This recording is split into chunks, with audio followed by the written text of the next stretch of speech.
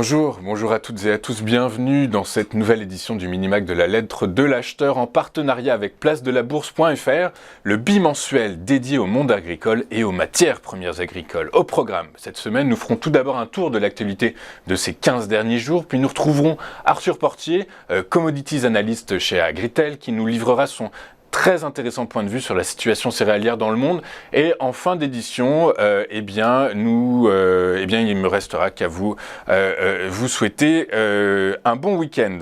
Je vous rappelle, avant de détailler cette actualité, qu'elle est tirée du site internet lalettre-de-l'acheteur.com, site à partir duquel vous pouvez retrouver l'ensemble de l'actualité qui concerne les matières premières. À l'international, c'est l'Indonésie qui va lever l'interdiction d'exporter de l'huile de palme, interdiction entrée en vigueur depuis 3 semaines, et ce à partir de lundi prochain, en raison de l'amélioration de l'approvisionnement en huile de cuisson domestique, a déclaré le président. Les groupes industriels ont en effet prévenu que l'un des principaux contributeurs économiques du pays pourrait s'arrêter dans les semaines à venir, le stockage approchant de sa pleine capacité. Rappelons que le 27 avril dernier, le premier exportateur mondial d'huile de palme a interrompu ses expéditions d'huile de palme brute et de certains produits dérivés pour tenter de maîtriser la flambée des prix de l'huile de cuisson domestique, surprenant ainsi les marchés déjà ébranlés par les précédentes mesures d'intervention du gouvernement. Le président Joko Widodo a déclaré hier que l'offre d'huile de cuisson en vrac avait désormais atteint un niveau supérieur aux besoins, bien que les prix en vrac ne soient pas encore redescendus à l'objectif des 40 000 roupies par litre. L'interdiction est intervenue alors que les marchés mondiaux de l'huile végétale luttaient contre la réduction de l'offre d'huile de tournesol due à la guerre en Ukraine. L'huile de palme représente un tiers du marché mondial de l'huile végétale, l'Indonésie assurant environ 60% de l'approvisionnement. Bien que l'interdiction ait été imposée pour répondre au mécontentement national concernant l'huile de cuisson, les pressions se sont multipliées depuis pour qu'elle soit assouplie, les producteurs indonésiens voyant la demande diminuer pour leurs fruits de palme.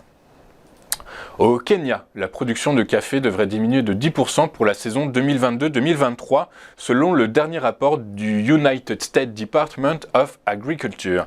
Elle devrait s'établir à 700 000 sacs, et ce en raison de rendements plus faibles induits par la hausse des prix des engrais qui mécaniquement entraîne une réduction de l'épandage de ce même engrais. Le rapport prévoit par ailleurs une légère augmentation de la superficie récoltée qui pourrait passer de 104 000 à 105 000 hectares. Enfin, l'USDA prévoit que les exportations sur 2022-2023 baisseront à 670 000 sacs contre 750 000 sacs en raison de la baisse de la production.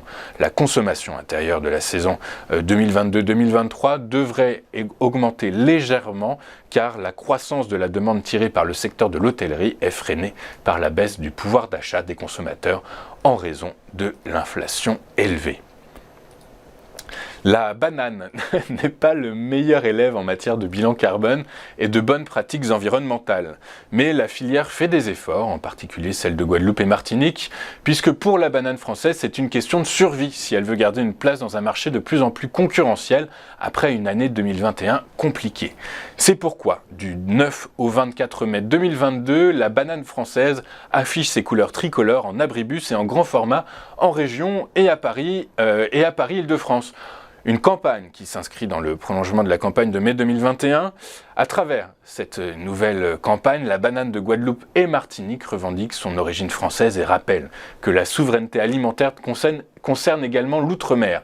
La campagne se décline en 2 illustrations sur lesquelles un homme et une femme portent chacun avec fierté sous leurs bras une banane française, avec comme accroche « La banane française est fière de l'être ». La banane française fait tout pour résister, selon les mots employés par l'Union des groupements de producteurs de bananes de Guadeloupe et de Martinique, face à des prix qui en 2021 ont été au plus bas, 11,7 € le prix moyen annuel du carton contre 15 € en 2016. Mais comme les autres bananes, elles souffrent de la guerre en Ukraine.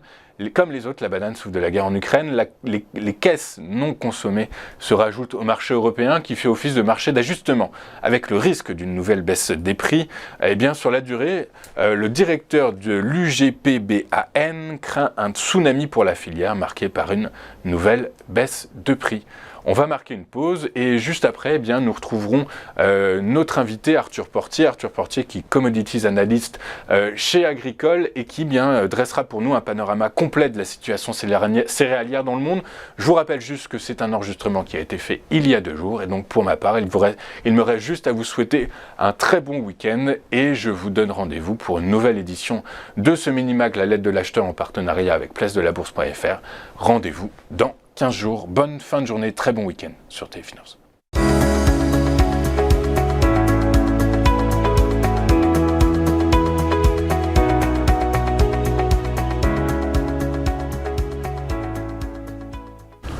Nous sommes de retour dans le Minimag, la lettre de l'acheteur. Merci beaucoup. Si vous nous rejoignez à l'instant, comme convenu, je reçois sur notre plateau Arthur Portier, qui est Commodities Analyst pour Agritel, avec qui nous allons parler cours des céréales. Bonjour Arthur. Bonjour. Bonjour, merci beaucoup d'être avec nous ce matin. Merci d'avoir accepté notre invitation. Le cours du blé a atteint un plus haut historique le 16 mai dernier, lundi 16 mai, à 458 € la tonne. Comment l'expliquez-vous ? Alors, on a des marchés qui étaient d'ores et déjà tendus sur la scène internationale depuis grosso modo l'été 2021 pour des raisons liées à l'offre et la demande et notamment un problème sur l'offre puisque le Canada a souffert d'une sécheresse importante, donc on a réduit les volumes produits. Il en a été de même pour la Russie avec une légère sécheresse sur le mois de juin. Donc on avait déjà un marché qui était relativement tendu.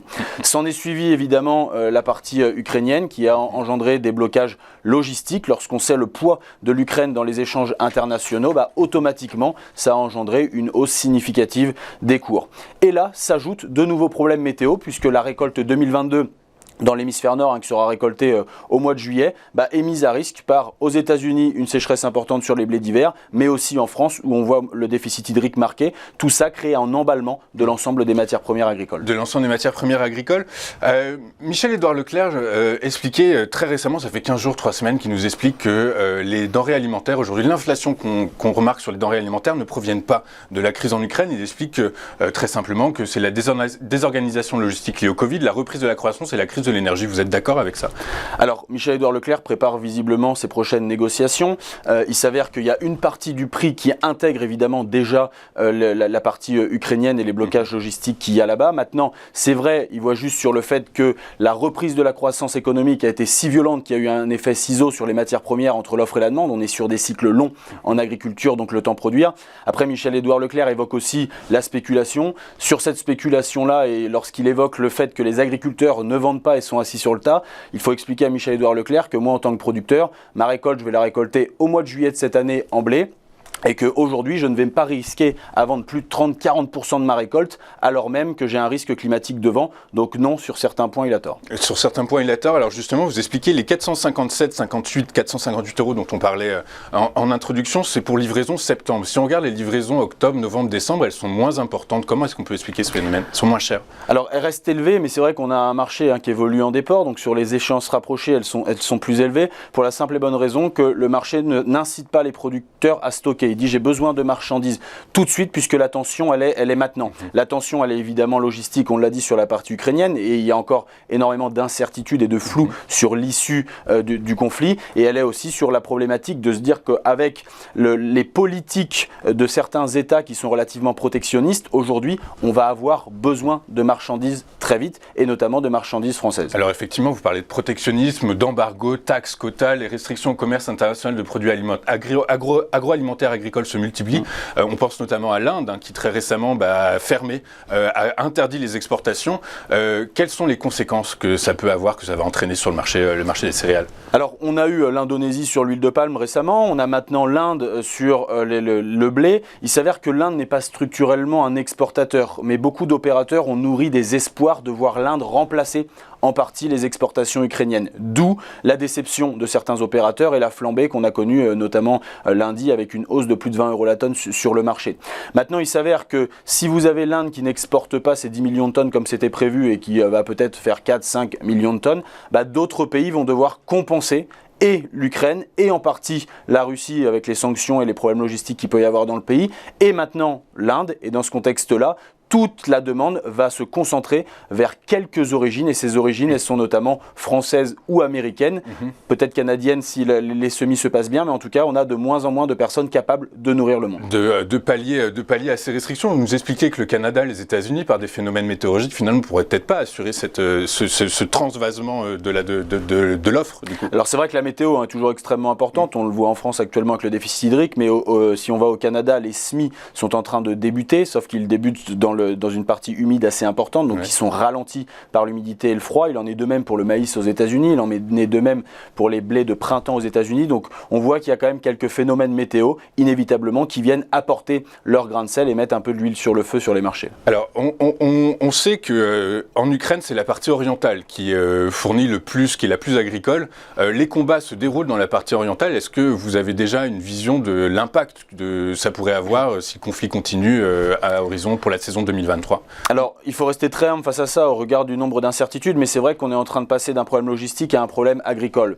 2 points sur la partie ukrainienne. Il y a les semis de printemps qui concernent le tournesol, qui concernent le maïs, qui concernent les orges notamment. Et il y a la partie évidemment culture d'hiver, dont le blé, le colza principalement. Et il s'avère que ces cultures ont déjà été semées. Maintenant, plus de 30% des blés sont dans la partie où il y a une présence militaire russe. Donc automatiquement, ça va créer des problèmes pour les agriculteurs ukrainiens pour rentrer dans les champs, pour soigner leurs plantes, mais aussi peut-être pour récolter, puisque aujourd'hui, ils font face à certains problèmes, notamment en termes de fuel, où ils ont des difficultés pour s'approvisionner. Et dans ce contexte-là, on parle d'une nette baisse de la production agricole en Ukraine l'année prochaine. En Ukraine l'année prochaine, alors effectivement, vous avez raison, on parle beaucoup du blé, mais l'Ukraine n'est pas que producteur de blé. Vous parlez d'orge, de maïs, de tournesol.